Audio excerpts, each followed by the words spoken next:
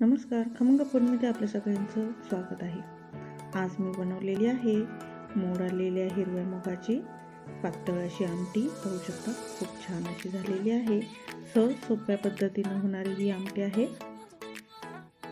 रंग तर खूप छान आलेला आहे आणि चवीला सुद्धा तेवढीच अप्रतिम अशी झालेली आहे। यासाठी मी या ठिकाणी एक वाटी भरून मोड आलेले मूग घेतलेले आहेत।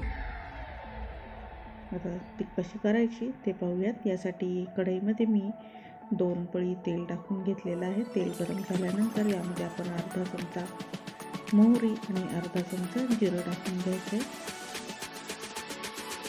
जिरं मोहरीची खमंग अशी फोडणी झाल्यानंतर यामध्ये मी एक मीडियम साईजचा कांदा बारीक चिरून घेतलेला आहे, तो टाकून घेतला आहे। त्याचप्रमाणे आलं आणि लसूण ते खलबत्त्यामध्ये कुटून घेतलेलं आहे, ते सुद्धा या ठिकाणी आपण थोडंसं परतून घ्यायचं। कांदा आपल्याला लाल होऊ द्यायचा नाही आहे, आपल्याला तो फक्त शिजला पाहिजे थोडासा, कारण तो पाण्यामध्ये शिजणार आहे पुढे।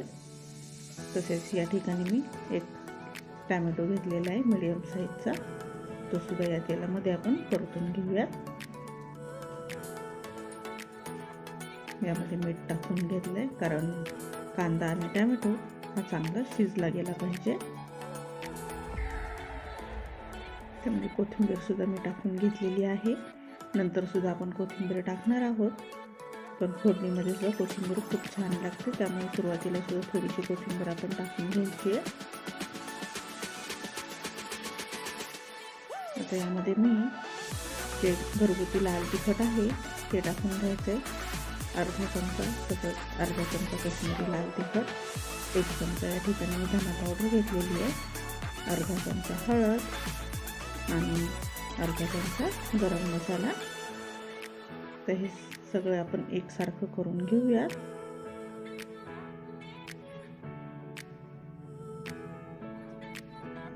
पाहू शकता टोमॅटो सुद्धा आपला शिजलेला आहे व या सगळ्या मसाल्यानं तुम्ही पाहू शकता तेल सुद्धा सोडलेलं आहे।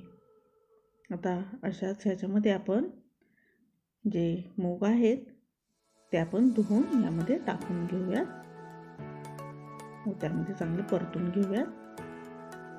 मीठ आपण आधीच टाकलेलं आहे, त्यामुळे टेस्ट करून आपण नंतर मीठ लागणार आहे तर टाकायचं, नसेल लागलं तर नाही टाकायचं।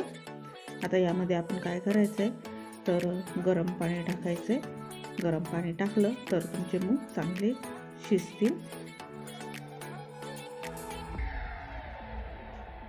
गार पाणी टाकलं तर मला लवकर मूग शिजणार नाहीत, त्यामुळे गार पाणी नाही टाकायचं, थोडंसं पाणी गरम करायचं।